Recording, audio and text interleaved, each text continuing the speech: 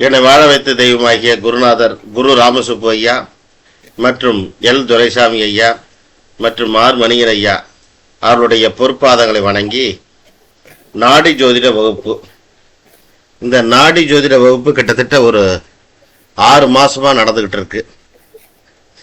இது நாடி ஜோதிட வகுப்பு இப்போ நிறைவு பகுதியை நோக்கி போயிட்டு இருக்கு.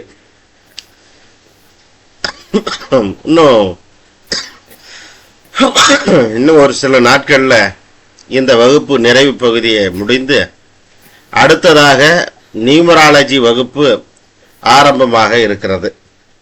இது நிறைய பேர் நீங்க வீடியோ பார்க்கறவங்களுக்கு விவரம் தெரிய மாட்டேங்குது. அதனால வீடியோ பார்க்கறவங்களுக்கும் இங்க வகுப்புல இருக்கிற எல்லாருக்கும் இது ஒரு இதா நான் போடுறேன். இன்னும் ஒரு சில நாட்கள்ல அதை ஆரம்பிப்போம். சரி, இன்னைக்கு ஒரு உதாரண ஜாதகத்தை பத்தி நாம பார்க்க போகிறோம். இது ஒரு ஆணுடைய ஜாதகம். என்ன சிவராம ஐயா, ஆண் தானே? இல்ல பெண் ஜாதகமா? ரைட், நான் கரெக்டா மேல ஆண்னு கொடுத்திருக்கேன், நீங்க திருத்திக்கிங்க. இந்த ஜாதகம் பெண் ஜாதகம். இப்ப இந்த பெண் ஜாதகம் பாத்தீங்க அப்படின்னா 26/1/1995 10 மணி, இரவு 10 மணி PM கடலூர்ல பிறந்திருக்காங்க. இவருடைய ஜென்ம லக்னம் பாத்தீங்க அப்படின்னா கன்னியா லக்னம், ராசி விருச்சிக ராசி, நட்சத்திரம் அனுஷ நட்சத்திரம். சரிங்களா? இப்ப நடப்பு வயது இவங்களுக்கு பாத்தீங்க அப்படின்னா 30 வயது முடிந்து 5 மாதம் 4 நாட்கள் ஆகின்றன. 30 வயது முடிந்து 5 மாதம் 4 நாட்கள், கிட்டத்தட்ட 31 வயசு நடப்புல இருக்குன்னு வச்சுங்களேன். சரி, இப்ப இந்த ஜாதகியை பொறுத்த மட்டும் என்னென்ன இந்த ஜாதகியுடைய நிலை என்ன அப்படிங்கிறத பத்தி பார்க்க போறோம். நல்லா கவனிக்க. பொதுவா நம்ம பாரம்பரியத்தில் எடுத்துக்கிட்டோம் அப்படின்னா 5ஆம் இடம்ங்கிறது பூர்வ புண்ணியத்தையும் குறிக்கிறது, அப்பாவையும் குறிக்கிறது, தாத்தாவையும் குறிக்கிறது, இது போல நிறைய இது. ஆனா 5ஆம் இடம்ங்கிறது புத்தி, உங்களுடைய மனநிலை அப்படிங்கிறது 5 தான். ரைட்டுங்களா? அப்போ 5ஆம் இடம் எப்படி இருக்கிறது, எந்த மாதிரி இருக்கிறது அப்படிங்கிறதெல்லாம் நாம் பார்க்க போறோம். சரி, லக்னாதிபதி ஏன் 5 பத்தி பேசுறோம் அப்படின்னா லக்னாதிபதி 5ஆம் இடத்தில் இருக்கிறார். இது ரைட்டுங்களா? ஒண்ணு. இப்ப லக்னம்னு எடுத்துக்கிட்டா இது பராசரர் அடிப்படையில பேசக்கூடிய ஒரு கருத்து. ஆனா நாடியில லக்னம் உண்டா? கிடையவே கிடையாது, கிடையவே கிடையாது. அப்போ நாடியை பொறுத்த மட்டும் சுக்கிரனை மையப்படுத்தி தான் பேச போறோம். அப்ப சுக்கிரனை மையப்படுத்தி பேச வேண்டும் என்றால் சுக்கிரன் எந்த ராசி கட்டத்தில் இருக்கிறார் என்றால் விருச்சிக ராசியில் சந்திரனுடன் இணைந்து குருவுடன் இணைந்து அங்கேயே மாந்தி இருக்காருன்னு கூட ஒரு இடத்துல நாம எடுத்துக்கிறோம், குறிச்சுக்கிறோம். இந்த மாந்தியை பிரேத தோஷங்களுக்கு சாபங்களுக்கு தான் நாம் எடுத்துக்கிறோம். அதனால அதை தள்ளி வச்சுட்டு இப்ப சுக்கிரன் சந்திரன் குரு இந்த ஆர்டர்ல தான் இருக்காங்களா இல்ல இதை எப்படி வரிசைப்படுத்துறது அப்படிங்கிறத நாம கீழே பார்த்துடுவோம். இப்ப நீங்க பாருங்க, இந்த ஜாதகத்துல முதல்ல எந்த ஜாதகத்தை எடுத்துக்கிட்டாலும் என்ன கிரகம் வக்கரமடைகிறதுன்னு பார்த்துக்கணும். இந்த ஜாதகத்துல 2 கிரகங்கள் வக்கரமடைகிறது. ஒன்று செவ்வாய், மற்றொன்று புதன். ரெண்டுமே வக்கரம், குறிச்சுக்குங்க. சுக்கிரன் 26 டிகிரி 6 கலையில இருக்காரு. சந்திரன் 15 டிகிரி 7 கலை. குரு 15 டிகிரி 42 கலை. அப்ப முதல்ல சந்திரன், அதற்கு அப்புறம் குரு, அதற்கப்புறம் சுக்கிரன். குறிச்சுக்கிட்டீங்களா? எழுதிட்டீங்களா? குறிச்சு வச்சுக்கங்க. சரி, அப்ப சுக்கிரன் அந்த ராசி கட்டத்துல கடந்துட்டாரு அப்படின்னு தான் நம்ம சொல்லணும். எங்க? விருச்சிகத்தை கடந்து, அதுல இருக்கக்கூடிய கிரகங்களை கடந்து சென்று கொண்டிருக்கிறார். அப்போ அடுத்து விருச்சிகத்துக்கு திரிகோண ராசிகள் ஆகிய கடகம் மீனத்துல ஏதாவது கிரகம் இருக்கா பாருங்க. எந்த கிரகமும் இல்லை. சரி, அந்த சுக்கிரன் என்ற வீட்டுக்கு நேர் 7 ஏதாவது கிரகம் இருக்கான்னு பாருங்களேன். அதுலேயும் எந்த கிரகமும் இல்லை, ஒன்றுமே இல்லை இல்லைங்களா, எந்த கிரகமும் இல்லை. சரி, சுக்கிரனுக்கு 2வது வீட்டிலையாவது என்ன கிரகத்துடைய தொடர்பு வருது அப்படின்னு நம்ம பார்த்தோம் அப்படின்னா, இப்போ பார்த்தீங்க அப்படின்னா கேது மேஷத்தில் இருக்கு, செவ்வாய் சிம்மத்தில் இருக்கு. நல்லா கவனிங்க. ஆனால் செவ்வாய் வக்கரமாக இருக்கிறது நீங்கள் மறந்துடக்கூடாது. சரி, மனசில் வச்சுக்கோங்க. சரி, இப்போ செவ்வாயுடைய டிகிரி 5 டிகிரி 10 கலை, கேதுவுடைய டிகிரி 16 டிகிரி 37 கலை. சரிங்களா? புரியுதுங்களா ஐயா? இப்போ இங்க பாருங்க. இப்போ நாம சுக்கிரனுக்கு அடுத்தபடியா என்ன கிரகம் வரும்? செவ்வாய் வருமா, கேது வருமா?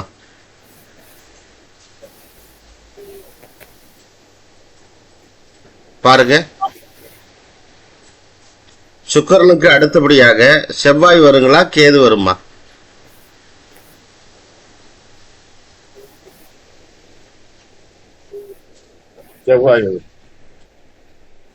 செவ்வாய் வராரு. அதற்கு அடுத்தபடியாக கேது வராருங்களா?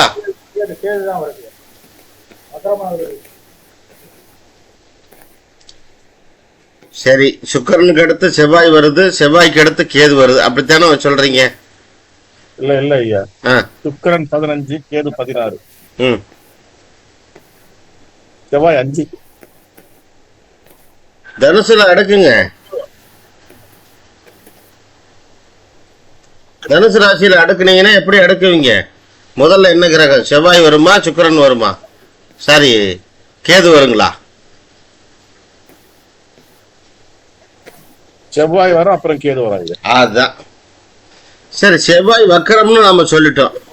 இந்த ஜாதகத்துல நீங்க ஒண்ணு தெரிஞ்சுக்கிட்டீங்க அப்படின்னா, சாதாரணமா நாடியில் ஒரு ரூல் இருக்கு, உங்களுக்கு நான் அதை சொல்லித்தரேன் பாருங்க, உங்களுக்கு அது ரொம்ப நல்லாவே பயன்படும். நாடியில் வீடு கொடுத்த கிரகம், அந்த டெபாசிட்டர் தியரின்னு நம்ம சொல்லுவோம், இதுக்கு பேரு. அந்த டெபாசிட்டர் நல்லா இருக்கணும், நல்லா புரிஞ்சுக்குங்க. நாடியில வீடு கொடுத்த கிரகம் நன்றாக இருக்க வேண்டும், இல்லை என்றால் அங்கே சிக்கல்கள் ஏற்படும். நீங்க நல்லா கவனிச்சு பார்த்தீங்கன்னா அந்த செவ்வாய் பாருங்க, செவ்வாய்க்கு முன்னும் பின்னும் கிரகங்கள் இருக்கா? முன்னாடி பின்னாடி கிரகம் இருக்கா? கிரகம் இல்ல. செவ்வாய் நின்ற வீட்டிற்கு நேர் 7 என்ன கிரகம் இருக்கு பாருங்க. சனியுடைய தாக்கம் இருக்கா செவ்வாய்க்கு? நல்லா புரிஞ்சுங்க. அப்ப செவ்வாயுடைய வீட்டுல தானே சுக்கிரனும் இருக்காரு, சந்திரனும் இருக்காரு, குருவும் இருக்காரு. ஐயா, சந்திரன் என்பவர் மனநிலையை குறிக்கக்கூடியவர், சுக்கிரன் என்பவர் நேத்திக்கே நான் சொன்ன மறைமுக ஆற்றல் புத்தி, ரைட்டுங்களா? குருவை சொல்லவே வேண்டாம், குரு ரொம்ப ரொம்ப முக்கியம் இல்லைங்களா? அப்ப இந்த 3 கிரகமும் எங்க இருக்கிறது? விருச்சிகத்துல இருக்கிறது. எப்பவுமே பாருங்க, நீங்க பார்க்கும்போது ஒரு ஜாதகத்தை பார்க்கும்போது விருச்சிகம் சம்பந்தப்படாமல் ஒரு இடத்துல பிரச்சனையோ பிரிவினையோ நோய் நொடிகளோ வராது. குறிச்சிக்க, விருச்சிகம் சம்பந்தப்படாமல், விருச்சிக ராசி சம்பந்தப்படாமல் நோய் நொடிகளும் சரி, பிரச்சனைகளும் சரி, அதாவது பிரச்சனைனா பிரிவினை, குடும்ப தகராறு, பிரிவினைகளும் சரி, மற்றும் புத்தி பேதலிப்பும் சரி, மனசு சரியில்லாம போறது, இது 3மே விருச்சிகம் சம்பந்தப்படாம வரவே வராது. விருச்சிகம் ஏதோ ஒரு ரூட்ல ஏதோ ஒரு வகையில சம்பந்தப்படும். எப்படி சம்பந்தப்படும்? ஒண்ணு விருச்சிக ராசியா இருக்கும், அல்லது விருச்சிக லக்னமா இருக்கும், ரைட்டுங்களா? ஏதோ ஒரு அடிப்படையில அது சம்பந்தப்படுங்க. அர்த்தம் புரிஞ்சுட்டீங்களா? ஏதோ ஒரு அடிப்படையில சம்பந்தப்படும். அதை நீங்க மறந்துடாதீங்க. அப்படி பார்த்தா இப்ப இந்த ஜாதகத்துல எந்த கிரகத்தை வலிமைப்படுத்தினா நல்லா இருக்கும்? இந்த ஜாதகத்துல எந்த கிரகத்தை வலிமைப்படுத்த வேண்டும்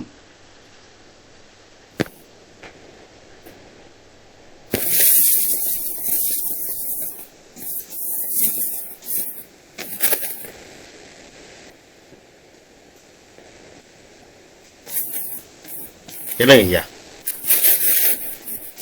இந்த ஜாதகத்துல எந்த கிரகத்தை வலிமைப்படுத்தினா நல்லா அவங்க ஒரு தெளிவாகிறதுக்கான வாய்ப்புகள் இருக்குன்னு நம்ம சொல்லலாம். உங்களுக்கு என்ன தெரியுது?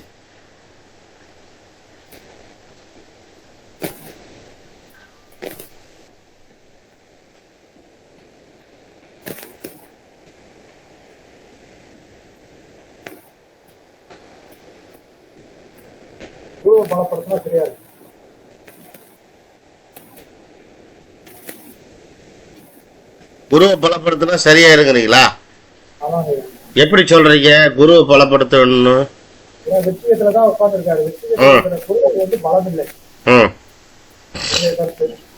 நான் என்ன சொல்றேன், இப்பதான் டெபாசிட் தியரின்னு உங்களுக்கு சொல்லி கொடுத்தனே, அந்த 3 கிரகமும் இருக்கிறது செவ்வாய் வீட்டுல தான்.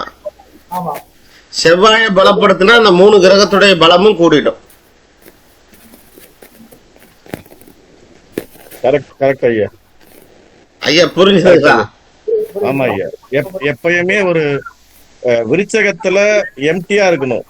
அதுக்கு ராசி லக்கணமே தேவையில்ல. எந்த ஒரு கிரகம் இருக்குதோ அது ஒரு பாதிப்பை ஏற்படுத்துதான் பின்னால நல்ல பலன் தரும்.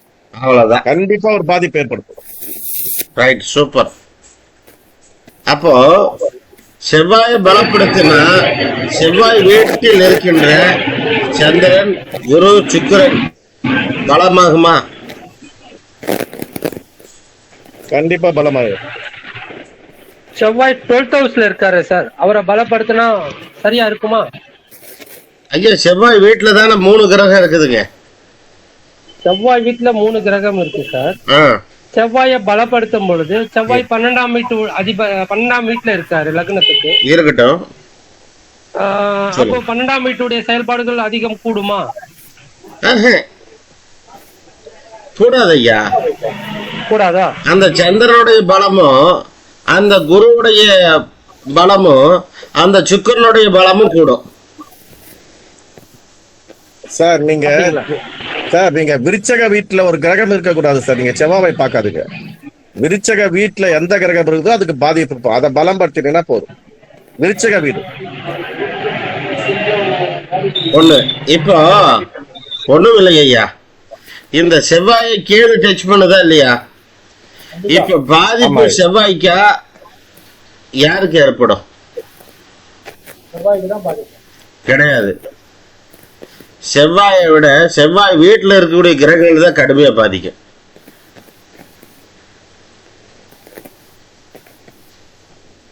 புரியுதுங்களா? ஆமா ஐயா. அதாவது இப்ப எப்படி நம்ம சொல்றோம் அப்படின்னா, ஒரு கார கிரகத்துக்கும் மற்றொரு கார கிரகத்துக்கும் சம்பந்தம் வர வேண்டும். இதுதான் நியதி. பலன் நடத்துறதுக்கு இதுதான் வேணும். இப்ப சாதாரணமா குரு செவ்வாயை தொட்டாலே போதும், இந்த வீட்டுல இந்த ஜாதகத்துல மற்ற 3 கிரகங்களையும் டச் பண்ண மாதிரி அர்த்தம். சந்திரனையும் தொட்ட மாதிரி அர்த்தம், குருவை தொட்ட மாதிரி அர்த்தம், சுக்கிரனையும் தொட்ட மாதிரி அர்த்தம். புரிஞ்சுதுங்களா? ஆமா, 4ஆம் பார்வை. அப்போ அந்த குருவுக்கு உண்டான பலாபலன் என்ன, சுக்கிரனுக்கு உண்டான பலாபலன் என்ன, சந்திரனுக்கு உண்டான பலாபலன் என்ன, இந்த செவ்வாய்க்கு உண்டான பலாபலன் என்ன, இது அத்தனையும் அப்படியே 1 by 1 நடக்க ஆரம்பிச்சிடும். இதற்கு பெயர் தான் டிபாசிட்டட் தியரி. இதே நீங்க நாடி ஜோதிட புத்தகம் வாங்கியிருந்தீங்கன்னா நாடி ஜோதிட புத்தகத்தை கொஞ்சம் வாட்ச் பண்ணி பாருங்க, படிச்சு பாருங்க, சரிங்களா? அதுல இந்த ரூல் அப்படியே வந்திருக்கும். நான் சொல்றது உங்களுக்கு புரியுதுங்களா? நீங்க உங்களுடைய ஜாதகத்துல கூட வெரிஃபை பண்ணி பாருங்க. இப்ப குரு எங்கேயோ இருப்பாரு, நம்ம ஜாதகத்துல ஏதோ ஒரு கிரகத்தை டச் பண்ணுவார், நம்ம அந்த கிரகத்துக்கு உண்டான பலாபலம் தான் நடக்கும்னு நினைப்போம். ஆனா அதையும் தாண்டி சில விஷயங்கள் நடக்கும் போது நம்மளால யூகிக்க முடியாது, சிந்திக்க முடியாது. ஆனா சிந்திச்சு பார்த்தீங்கன்னா இதுதான் அதற்கு மறைமுகமான ஒரு நடவடிக்கை, பலாபலன்கள் கொடுக்கிறதுங்கிற. அப்ப செவ்வாயை பலப்படுத்தணும்னா எப்படி பலப்படுத்த போறீங்க? சரி, பலப்படுத்தணும்னு முடிவு பண்ணியாச்சு, செவ்வாயை பலப்படுத்தணும். இப்போ உங்க ஜாதகத்திலே இந்த மாதிரி இருக்கும், அதுக்கு சில கிரகங்களை பலப்படுத்தினீங்கன்னா நீங்க வெற்றி பெறலாம். உங்களுக்கு என்ன வேணுமோ அதை உங்களால அச்சீவ்மெண்ட் பண்ண முடியும். புரியுதுங்களா? நான் சொல்றது உங்களுக்கு புரியுதுங்களா? இப்ப இதுக்கு என்ன சொல்ல போறீங்க? பரிகாரம் என்ன சொல்ல போறீங்க? செவ்வாயை பலப்படுத்தணும்.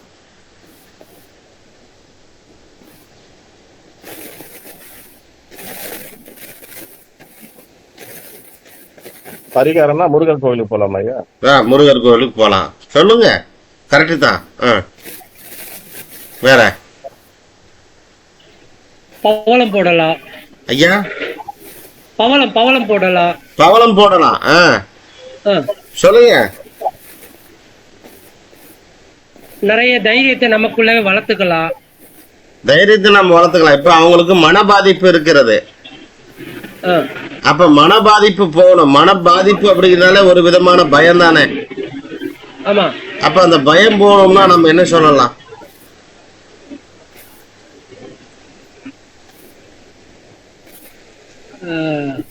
சும்மா சொல்லுங்க, உங்களுக்கு மனசுல பட்டது சொல்லுங்க. இயல்பா ரொம்ப வறுமையில இருக்காங்கன்னா சிகப்பு கலர் சட்டையை போடலாம். சரி, சொல்லுங்க. ரத்தம் சுத்தப்படுத்தக்கூடிய உணவுகளை சாப்பிடலாம். கரெக்ட். அது என்ன தன்மையில இருக்கு, தாதா மூலமா அப்படின்றத கவனிச்சு அதுக்கு ஏற்றா போல ரெமடி கொடுக்கலாம்.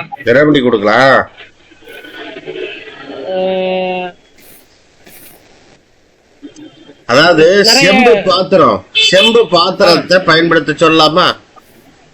சொல்லலாம். செவ்வாய்க்குரியது செம்பு தானுங்களே. ஆமா. செம்பு பாத்திரத்துல நீர் இருந்து சொல்லலாமா? சொல்லலாம். என்னங்கய்யா? மன பாதிப்பு இருக்கிறது.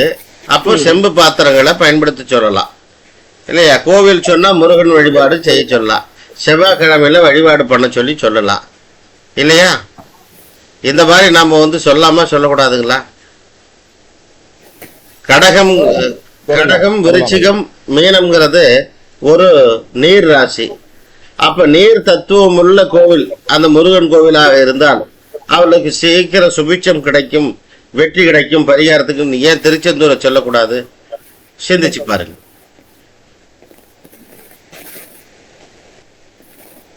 என்னங்க ஐயா?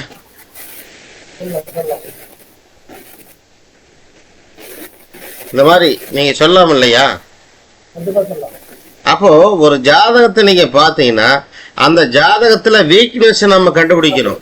ஆனா அந்த வீக்னஸுக்கு உண்டான ரெமெடி எப்படி சொல்றது? அது நமக்கு ஓரளவுக்கு பிடிபட மாட்டேங்குது. அது பிடிபடணும்னா இதுதான் விஷயம். உங்க ஜாதகத்துல எந்த கிரகத்தை வலிமைப்படுத்த நினைக்கிறீங்களோ அந்த கிரகத்திற்கு 12வது வீடு என்னவோ அதை சார்ந்த உணவுகளோ பொருளோ நீங்க பயன்படுத்தும் போது அது வலிமை பெறும். குறிச்சு வச்சுக்கங்க. நான் அடிக்கடி ஏற்கனவே சொன்னதுதான் அது. இப்ப இந்த ஜாதகத்தை கூட நம்ம அந்த மன பாதிப்பு இருக்குதுங்கிறதுக்காகத்தான் நாம இதை சொல்றோம்.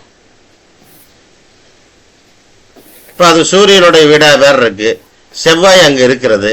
அப்ப நம்ம என்ன சொல்லலாம்? கிட்டத்தட்ட சூரியன் செவ்வாய் இணைவாத்தான் நாம வச்சுக்கணும் இல்லையா? சோ நீங்க இந்த மாதிரி ரெமெடி கொடுக்க ஆரம்பிச்சிட்டீங்கன்னா உங்களுக்கு தெளிவா இருக்கும். பலன் பார்த்த உடனே டக் டக் டக் டக்குன்னு சொல்லலாம். சரிங்களா? இப்ப இந்த ஜாதகத்தை பார்த்த உடனே உங்களுக்கு மன பாதிப்பு இருக்குன்னு கண்டுபிடிக்கிறதுக்கு ஏதாவது ஒரு குழு கிடைக்குதா? ஏதாவது ஒரு குழு உங்களுக்கு பார்த்த உடனே கிடைக்குதா? இல்ல ரொம்ப டீப்பா பார்த்தா தான் தெரியுதா? எப்படி தெரியுது?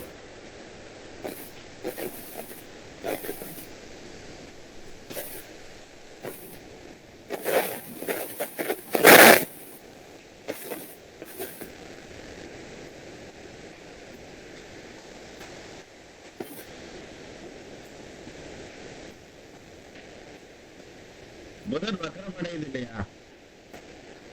ஒரு ஜாதகத்துல புதன் வக்கரமா இருந்தாலே முதல் ரூலு அவங்களுக்கு மனநிலை பாதிப்பு ஏற்படலாம். குறிச்சு வச்சுக்க. புதன் வக்கரம் பெற்று இருந்தால் அவர்களுக்கு விரல்களிலோ தோலிலோ ஸ்கின் அல்லது விரல்களில் தொந்தரவு பிரச்சனைகள் ஏற்படலாம்.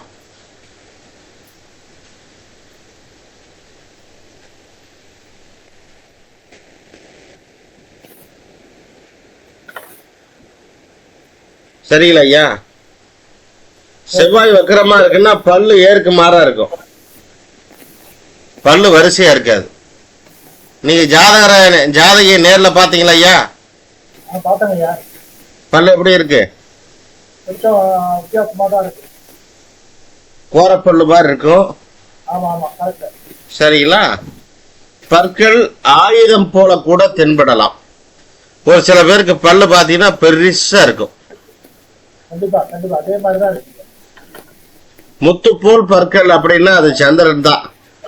அத முத்து போல் பற்கள். சரிங்களா? ஆனா செவ்வாய்ங்கிறது கோரப்பல்லுன்னு அர்த்தம். பற்கள் செவ்வாய் வக்கரமடைந்திருந்தால் பற்கள் ஏற்கு மாறாக இருக்கும். பற்களில் தொந்தரவு வரலாம். இரத்த தொடர்பான வியாதிகள், இரத்தத்தில் வியாதிகள் குறிச்சுங்க. இரத்தத்தில் வியாதிகள்,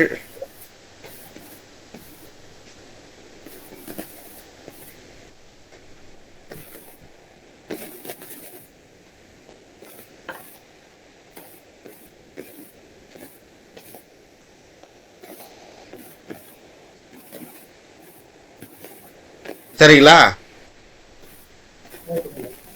இதுதான் முக்கியமா. செவ்வாயோடைய உடல் உறுப்புகள் நிறைய இருக்கு. ஆனா இதுல பர்டிகுலரா இது புதன் வக்கரமான இன்னொன்னு குறிச்சுங்க, நரம்பியல் ரீதியான தொந்தரவுகள். நரம்பியல், நர்வஸிங் சிஸ்டம் ஃபெயிலியர்.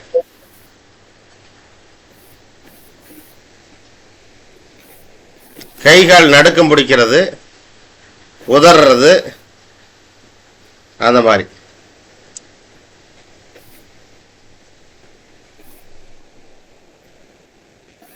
ஆனா இந்த பொண்ணு தனக்குத்தானே தீமண்ணை ஊற்றி நெருப்பு வச்சுக்கிட்டீங்க. தனக்குத்தானே தனக்குத்தானே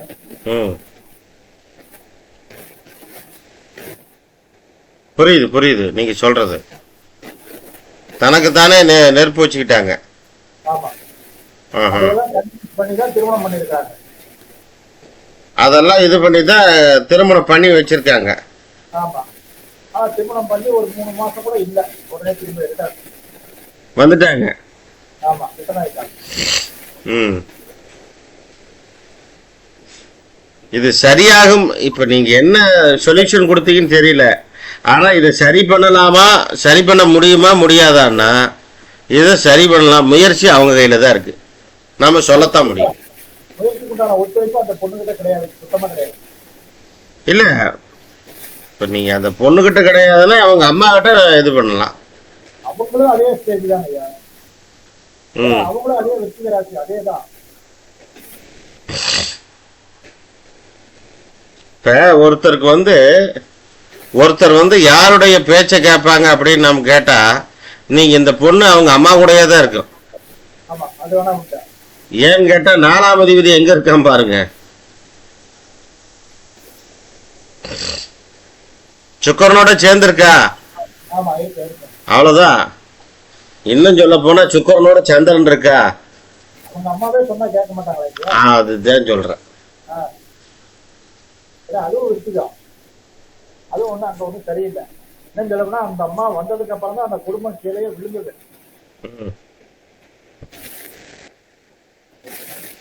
சரி, அது நான் இருக்குது, அப்படியே தலைகிற மாதிரி. அது நாம என்ன சொல்றது, விடுங்க. என்ன பண்ணுங்க, அந்த இடத்துல கர்மா தீவிரமா வேலை செய்யுது. அவ்வளவுதான். என்ன சொல்லணும்னா அந்த குடும்பம் வட்டி குட்டி சம்பாதிச்ச குடும்பம். வட்டின்னா எப்படின்னு கேட்டீங்கன்னா, இந்தாண்ட வாங்கி அந்தாண்ட கொடுக்குறது, அந்தாண்ட வாங்கி இந்தாண்ட கொடுக்குறது, 1 ரூபாய்க்கு வாங்கி 2 ரூபாய்க்கு கொடுக்குறது, 2 ரூபாய்க்கு வாங்கி 4 ரூபாய்க்கு கொடுக்குறது, தான் வேலையாகும். அப்புறம் அந்த வழிதான் அனுபவிச்சு தான் ஆகும். அப்புறம் எப்படி குருவாக்கு எப்படி வேலை செய்வாருங்க. அதான் இன்னைக்கு அந்த பையன் ஒருத்தன் மாட்டிக்கிட்டு முடிக்கிறான் இந்த குடும்பத்துல. அவனுக்கும் திருச்சிடும் கஞ்சி லட்சணா இதே ராசி தான்.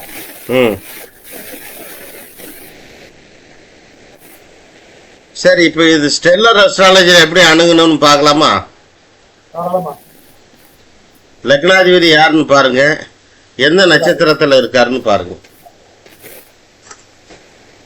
அவருக்கு புதன் வந்து அதுக்கான செவ்வாய் நட்சத்திரம் இருக்கிறாரு. சரிங்க. லக்னம் லக்னம் என்ற நட்சத்திரம் அப்புறம் இந்த நட்சத்திரம் வந்து சூரியன். கன்னி. அப்புறம் சூரியன். சூரியன் எங்க இருக்காரு பாருங்க. சூரியன் வந்து மகரத்தில் இருக்கிறாரு. கன்னி வீட்டுல. சரிங்களா? ஆமா. இப்ப லக்னாதிபதினு எடுத்துக்கிறது, லக்னம் கன்னி உத்தரத்துல இருக்காரு, சூரியனை எடுத்துக்குவீங்களா இல்ல புதன் எடுத்துக்குவீங்களா?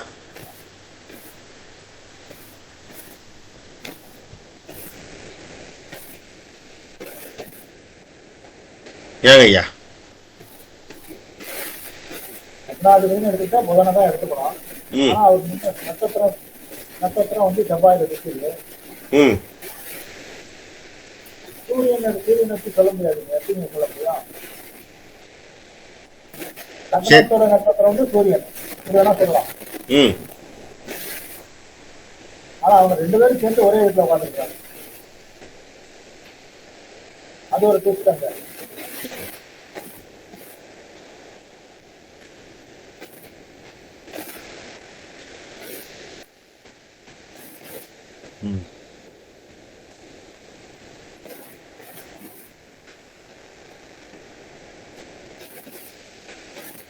சரி, இப்ப புதனே எடுத்துக்கிறீங்க அப்படிதானே?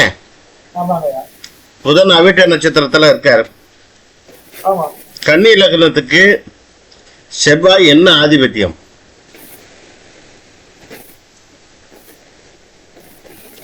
3 8 3 8 3 8ங்களா? ஆமாங்கய்யா. சரியா புரியுதுங்களா ஐயா? அப்போ புரியுது. மனநிலை பாதிப்பு 8 சம்பந்தப்படுதுங்களா? கண்டிப்பா சம்பந்தப்படுது. ரைட். மனநிலை பாதிப்பு இருக்குதுங்கிறத நீங்க இந்த ஸ்டெல்லர் அஸ்ட்ராலஜில உங்களால கண்டுபிடிக்கிறதுக்கு ஒரு ரூட் சொல்லித்தரேன். 3 8 சம்பந்தப்படுது இல்லையா? கண்டிப்பா சம்பந்தப்படுது. 3ஆம் இடம்ங்கிறது எண்ணம், 8ங்கிறது குறுகிய எண்ணம். புரியுதுங்களா? புரியுது. என்ன சொல்றது, 8ஆம் இடம்ங்கிறது வதைப்படுத்தக்கூடிய இடம்னு வச்சுக்கீங்களேன். அப்ப அவங்கள வதை பண்ணிக்கிறாங்க. அர்த்தம் புரியுதுங்களா? புரியுது. அம்மாவை பத்தி பார்க்கணும் அப்படின்னா 4ஆம் வீட்டு அதிபதி யாருங்க? குரு. குரு யாருடைய வீட்டுல இருக்காரு? எந்த நட்சத்திரத்துல இருக்காரு பாருங்க. அனுஷத்துல இருக்காரா? கன்னியா லக்னத்துக்கு சனி ஆதிபத்தியம் என்ன? 5 எப்படிங்க ஐயா?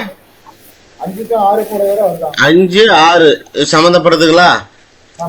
அப்ப 4ஐயும் அங்க சேர்த்திக்கீங்க. அப்ப 4 சம்பந்தப்படுது, 5 சம்பந்தப்படுது, அப்புறம் 6 சம்பந்தப்படுது.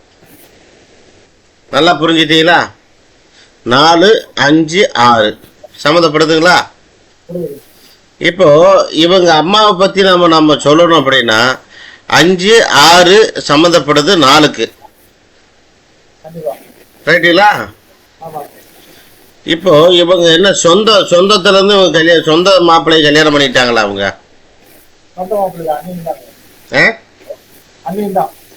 அண்ணியும் தானா? இந்த இவங்க அம்மாவுக்கும் ஒரு திருமணம் பண்ணிக்கிட்டவங்களுக்கு அண்ணியம். ஏன் சொந்தம்னா 4 5 6 சம்பந்தப்படுது பாருங்க. 5 6 சம்பந்தம்னு வச்சுக்கல, பூர்வீக சொத்துல பிரச்சனைன்னு அர்த்தம். எப்படிங்க ஐயா? பூர்வீக சொத்துல சிக்கல் இருக்குன்னு அர்த்தம். இந்த மாதிரி நம்ம சொல்லலாம். 4 5 6 4 5 6 புரியுதுங்களா? 5க்கு 12ஆம் வீடு எதுங்க? 4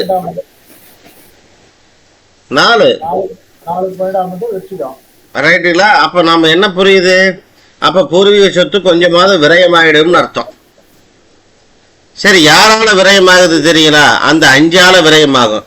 இந்த குழந்தைக்கு வைத்தியம் பார்த்தே சரியா போகாது. குழந்தைகள் மூலமாக சொத்துக்கள் விரயமாகலாம்.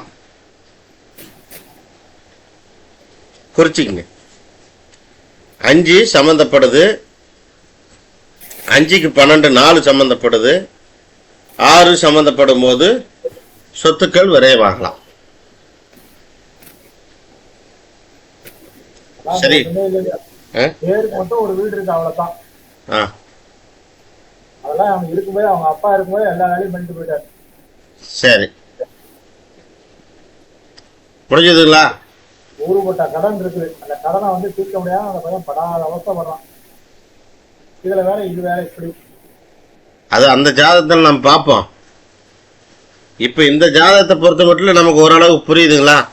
புரியுது புரியுது. இப்ப மூத்தவரா? இந்த பொண்ணுக்கு மூத்த பையனா இளைய பையனா? இது மூத்த பையன் தாங்க. இந்த பொண்ணுக்கு பையன் மூத்தவர் தானே? மூத்தவர் தாங்க. மூத்தவர் அப்படின்னா யாரை பார்க்கலாம்? 11ஆம் வீட்டை பார்க்கலாமா? கண்டிப்பா பார்க்கலாம். 11ஆம் வீட்டு அதிபதி யாரு? சந்திரன். சந்திரன். சந்திரன் இருக்கக்கூடிய நட்சத்திரம் அனுஷம். அனுஷம். கன்னியா லக்னத்துக்கு ஆதிபத்தியம் 5 6 வருதா?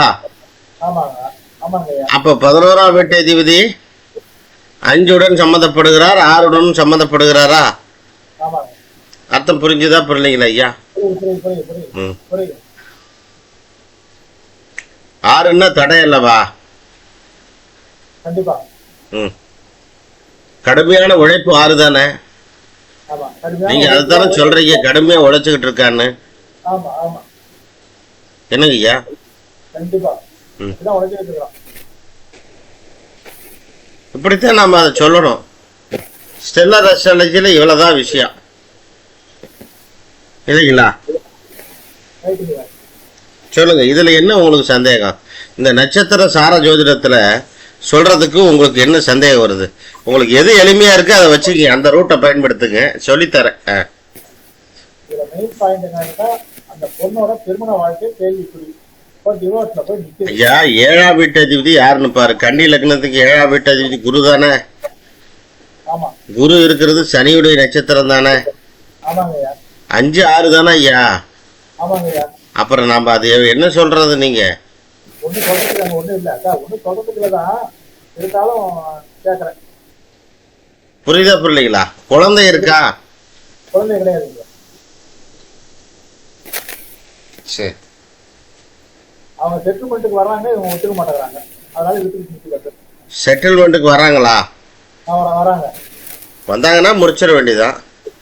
கொஞ்சம் எதிர்பார்ப்பு அதிகமா இருக்கு செட்டில்மெண்ட்ல. ஆனா இந்த ஸ்டேட்ல அவங்க எதிர்பார்ப்பு கரெக்டா சரி போ இருக்கிறது கிடைச்சது போதுன்னு சொல்லி முடிச்சுட்டாங்கன்னா நல்லது.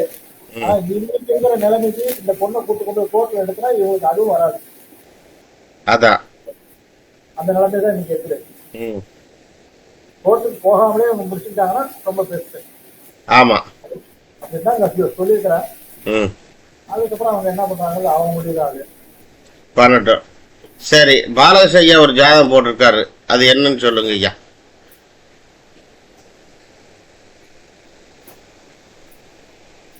இருக்காரா?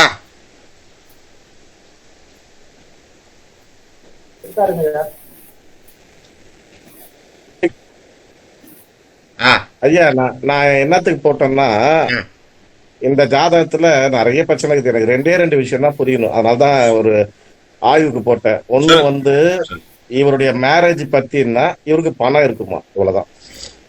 ஆனா இவரை பத்தி எனக்கு லைட்டா ஐடியா எல்லாம் தெரியும். அது எந்த அளவுக்கு உண்மைன்றது வந்து நம்மளால யூகிக்க முடியல. ஆனா நண்பர் தான். இந்த ஜாதகத்தை பத்தி தெரியணும் உங்களுக்கு. ஆமா, இது என்னன்னா, அவருக்கு திருமணம் ஆச்சா ஆவலையா எப்படி கண்டன்ட். 2வது வந்து அவருக்கு உண்மையிலே பணம் வந்து அவங்க அப்பா மூலம் வந்ததா இல்ல அவரே சம்பாதிச்சாரா? டேட் ஆஃப் பர்த் சொல்லுங்க. 29/6 நான் அமைச்சிருக்கேன். அது வேணாம் ஐயா? இதுல போடுவோம், எல்லாருக்கும் பாக்குற மாதிரி போடலாம் ஐயா. சரிங்க ஐயா. 29/6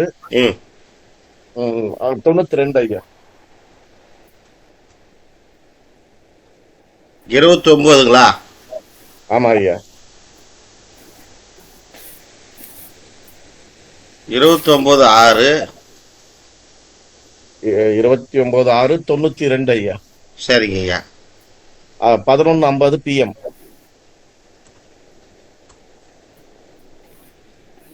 காஞ்சிபுரம். என்னங்க ஐயா? 11:50 ஐயா. ரைட்டு. காஞ்சிபுரங்களா? ஆமா, ஆனா இரவு. ஆ காஞ்சிபுரம் தான் ஐயா.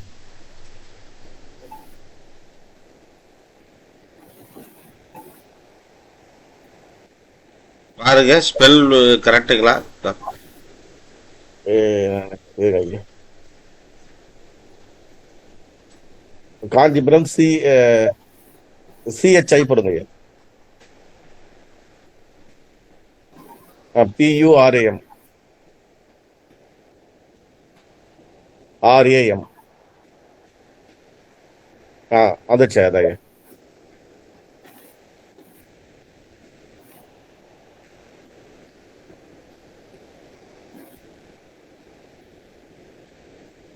ஓகேங்களா?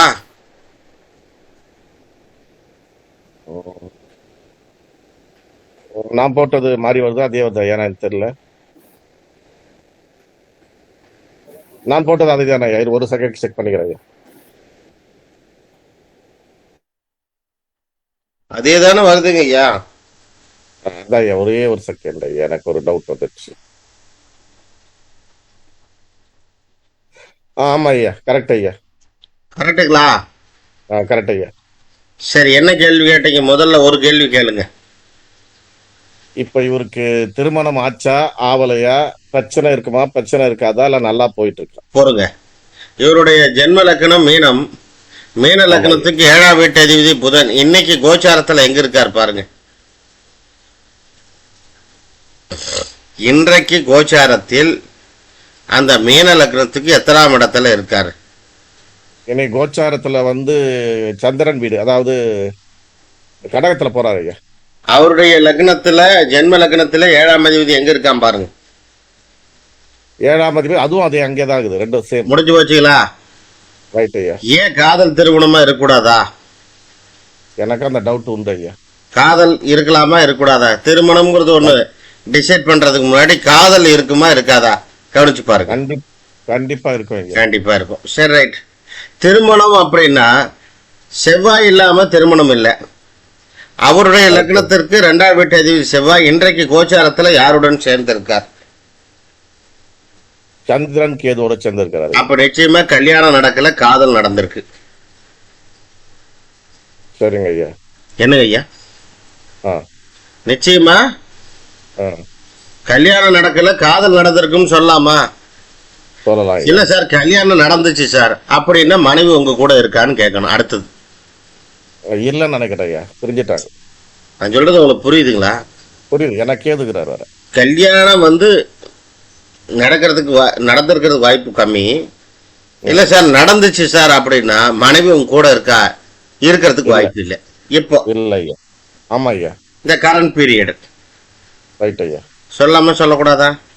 சொல்லலாம் ஐயா. சொல்லலாம். இப்ப இதுல உங்களுக்கு தெளிவாயிடுச்சுங்களா? உங்களுக்கு பதில் தெளிவாயிடுச்சு. ஆனா ஒரு சின்ன பிரச்சனை ஐயா. சொல்லுங்க. ஏன்னா அவரு பர்சனல். ஏன்னா என்னன்னா அவரு எப்படி கேரக்டர், அதுதான் எனக்கு டவுட் ஆகுது. அவருடைய கேரக்டர் குட்டா பேடா? அவருடைய கேரக்டர் குட்டா? கேரக்டர் தான் திருமணத்துல எப்படி நல்ல டைப்பா இல்ல வித்தியாசமான ஆளா? குருடைய டிகிரி, செவ்வாயோட டிகிரி, ராகுவோட டிகிரி குறிச்சுக்குங்க. குரு 15, செவ்வாய் 17, ராகு 6 ஐயா. முதல்ல என்ன கிரகம் வரும்? ராகு, அப்புறம் குரு, அதுக்கப்புறம் செவ்வாய். இந்த ராகுக்கு அடுத்து குரு கிராஸ் பண்ணிட்டாரா இல்லையா? ஆமா, அவர் தான் போய் தொடர்றாரு. ராகு குருவை தொடர்றாரு. கிராஸ் ஆகாது, இப்படி ரிவர்ட்ல தொடாது ஐயா. இல்ல 15 டிகிரி கிராஸ் பண்ணி தானே வந்திருக்காரு. ஆமா, கிராஸ் பண்ணி வந்துட்டாரு. அடுத்து யார போய் தொட போறாரு? அவர் இப்படி ரிவர்ட்ல கீழே தான் வருவாரு. அடுத்தது 7 டிகிரினா 6க்கு யாரு இருக்கிறாங்கன்னா யாருமே இல்லையா? இருக்கிறாங்க. 4 டிகிரியில சந்திரன் இருக்கிறாரு. திரிகோணங்கள்ல குரு, செவ்வாய் ராகு தான் தொடர்பு வருது. ரைட் ஐயா. அந்த 3 கிரகத்தையும் அடுக்குனீங்களா? அடிக்கிட்ட ஐயா. அடுக்குனீங்கன்னா முதல்ல என்ன வருது? லீஸ்ட் டிகிரி ராகு ஐயா. ராகு வருது. ம். ரெண்டாவது குரு. குரு வருகிறார். மூன்றாவது செவ்வாய். மூன்றாவது செவ்வாய் இல்லைங்களா? ஆமா ஐயா. சரி, ரைட். இப்ப ராகு எப்பவுமே 30ல இருந்து தான் வருவார். ஆமா ஐயா. அப்ப முதல்ல என்ன பண்ணிருக்காரு? செவ்வாயை கடந்து போனாரு. அதுக்கப்புறம் குருவை கடந்து போயிட்டாரா? ஆமா ஐயா. எப்பவுமே ஒண்ணு தெரிஞ்சுக்க சார், ராகு ராகு எந்த கிரகத்தை தொடுகிறதோ அந்த கார கிரகம் ஃபேக். அந்த கார கிரகம் ஐயா, அந்த கார கிரகத்துக்கு எல்லா விதமான திருட்டுத்தனமும் கத்து கொடுத்துரும்னு அர்த்தம். வெரி குட், சூப்பர் ஐயா. சரிங்களா? ஆமா ஐயா. ராகுடைய தன்மை என்ன? செவ்வாய்க்கு அது கத்து கொடுக்க முடியாது. காரணம் என்ன? செவ்வாய் ராகு அடிதடி ரகலை தான். ஆனா குரு அப்படி இல்லை, குருவை கண்ட்ரோல் பண்ணிட்டோம் ராகு. கரெக்ட் ஐயா. புரிஞ்சுதுங்களா? ஆமா ஐயா. அவர் ஒரு விதமான ஆசைகளுக்கு ஆளாகுவார்னு அர்த்தம். அவருடைய ஆசைகளுக்கு ஆளாகிறார். புரியுதுங்களா? ரைட் ஐயா. லக்னாதிபதி என்ன சார்? மீன லக்னம், லக்னாதிபதி 5ல 6ஆம் இடத்துல எல்லாம் இருக்கு. எப்படி சார் சொல்றீங்க? 6ஆம் இடம்னா காலபுருஷனுக்கு அது 5ஆம் இடம் இல்லையா? ஆமா ஐயா. குரு இருக்கிறது சுக்கிரனுடைய நட்சத்திரத்துல இல்லையா? ஆமா ஐயா. மீன லக்னத்துக்கு 3 8 கூடையவன் அல்லவா? ஆமா ஐயா. அப்புறம் என்ன சார் அர்த்தம்? ஜாதகர் எப்படி இருப்பாரு? அதான் எனக்கு நம்ம வில்லங்கமா இருப்பான்னு தோணுது. புரியலீங்களா? புரியுது ஐயா. இருந்தாலும் அவர் உண்மையை பேச மாட்டார், அதனாலதான். நீங்க உண்மையை வாங்க முடியாது, அதனாலதான். இல்ல, வாங்க முடியுது. ஆனா டெப்தா உள்ள எல்லாம் போய் கேட்டா நல்லா இருக்காது, பர்சனல். அதனால அப்படியே கட் பண்ணி. அதெல்லாம் உண்மையில ஒருத்தட்டி சொல்ல மாட்டார். மிருகசீட நட்சத்திரம் சொல்றாரு. அது எந்த அளவுக்கு உண்மை நம்மளால டெப்தா போக முடியல. அத ரைட் விடுங்க. இல்ல, ரியாலிட்டி சொல்லிடுறேன் ஐயா. ஏன்னா ஒரு ஜாதகம் கேட்கறது என்னன்னு மத்தவங்களுக்கு அந்த இதை வச்சு பலனடைனதுக்கோசரம் அவர் சொன்ன மேட்ரு வந்து பாத்தீங்கன்னா ஐயா, 3 பேரை மெயின்டைன் பண்றாரு. சொல்லுங்க. 3 பேரை மெயின்டைன் பண்றாரு. 3 பேரும் மனைவின்றார். சந்தோஷம். அதனால தான் இந்த கிரக மேல எப்படின்னு கேட்டாங்க. ஆமா, 30 பேர் கூட வச்சுக்கலாம். இல்ல இல்ல இல்ல அவரு இல்ல 7ஆம், நான் மீன லக்னத்துக்கு ஏற்கனவே சொல்லி கொடுத்துருக்குறேன். 7ங்கிற ஸ்தானம் ஒண்ணு கட்டானா அடுத்தடுத்து போயிட்டே இருக்குமே தவிர வளருமே தவிர நிக்காதுன்னு சொல்லி கொடுத்துருக்கேன் உங்களுக்கு. அது ரைட் ஐயா. அவர் வந்து இப்ப என்ன சொல்றாரு ஸ்ட்ராங்கானா, நான் 3 பேரை நான் தான் மெயின்டைன் பண்றேன், 3 பேருக்குமே தெரியும் அப்படின்ற மாதிரி சொல்றாரு. 3 மனைவிகள்ன்றாரு. அதுதான் எந்த அளவுக்கு உண்மைன்னு என்னால டைஜஸ்ட் பண்ண முடியல.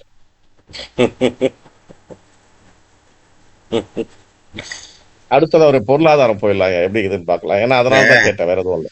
இப்ப நீங்க கோச்சார குரு எங்க இருக்கு? கோச்சார குரு ஐயா, கோச்சார குரு வந்து இதுல மிதுன வீட்டுல இருக்குது ஐயா. மிதுனத்துல இவருக்கு என்னென்ன கிரகம் இருக்கு பாரு. சூரியன் இருக்குது ஐயா. சூரியன் 1 2 3 4 5 6 7 8 9 ராகு 9ல தொடர்பு பண்றாரு. இல்ல இவர் ஜாதத்துல மிதுனத்துல என்னென்ன கிரகம் இருக்கு?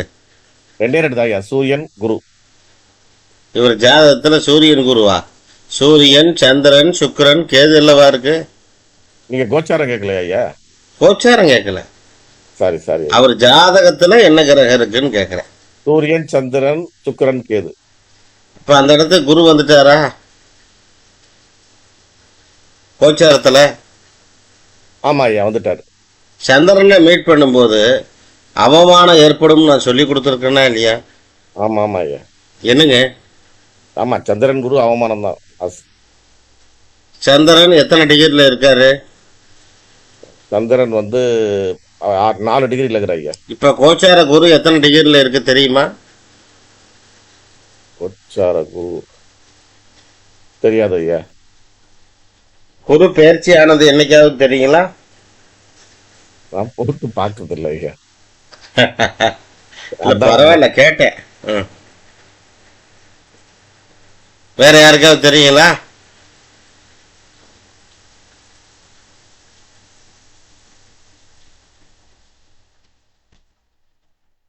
கோச்சார குரு எத்தனை டிகிரியில் இருக்கிறார்?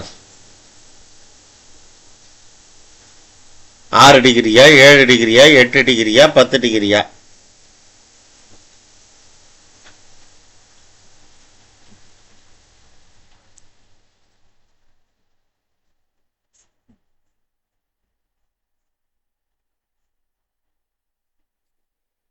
ஒருத்தருக்குமே தெரியாதா?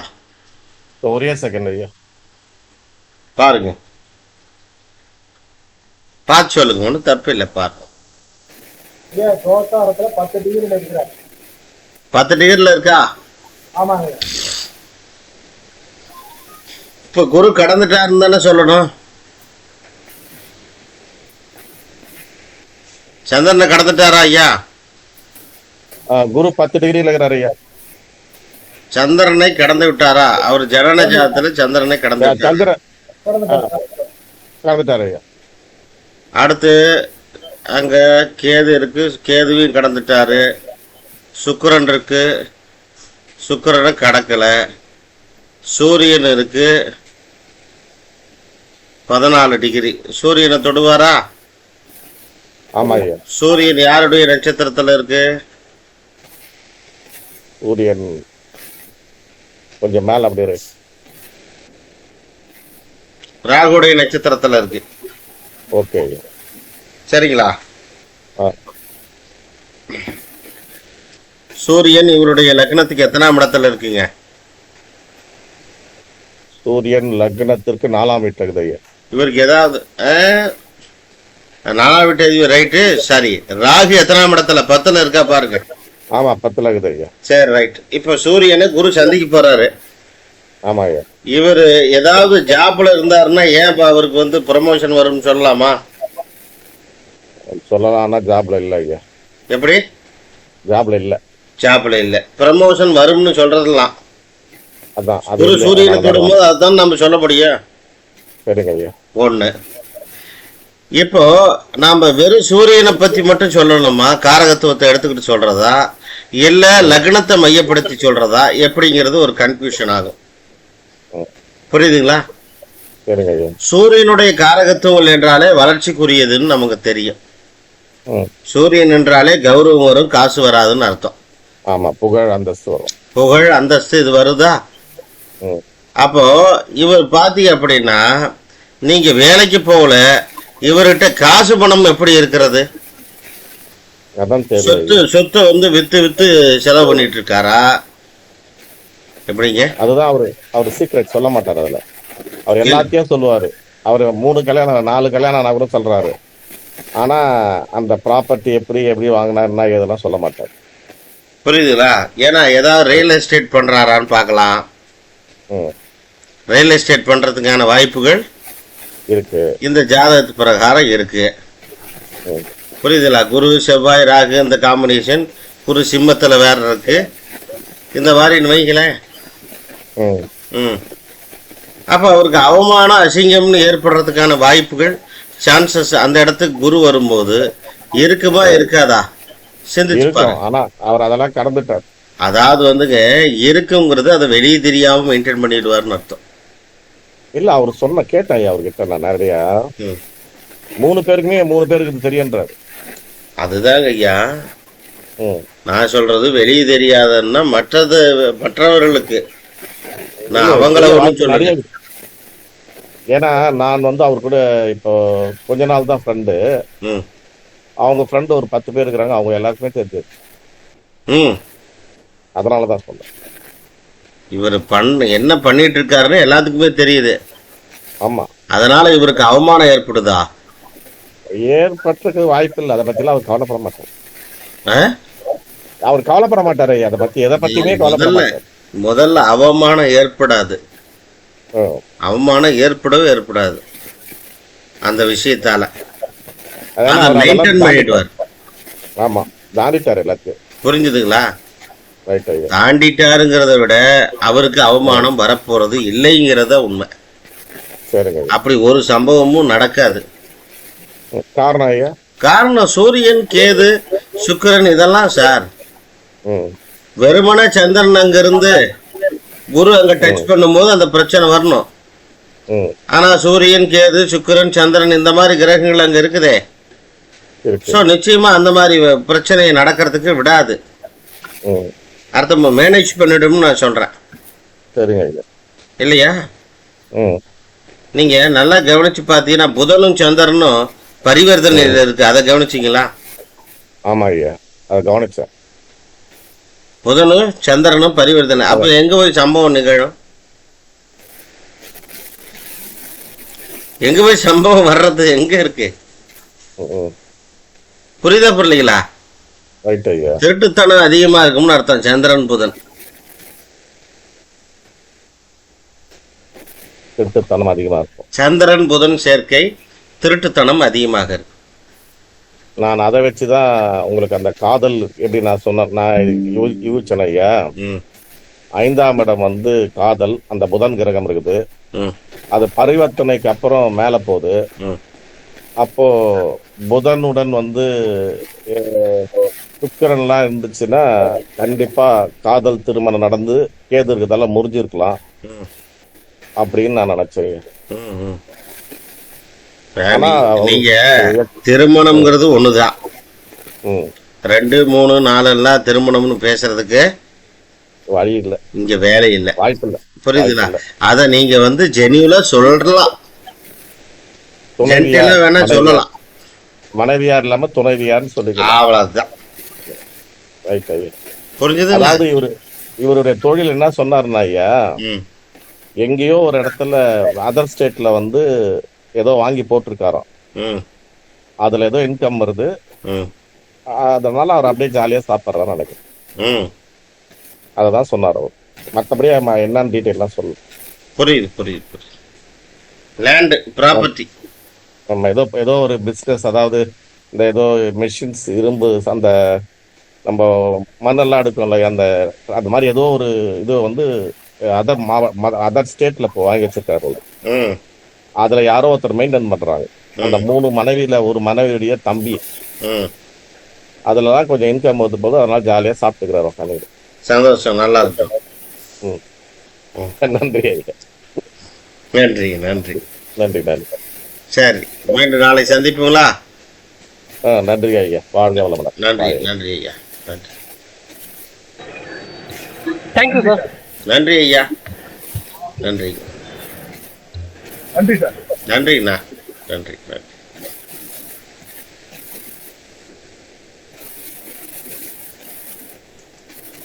ஐயா வணக்கம் ஐயா.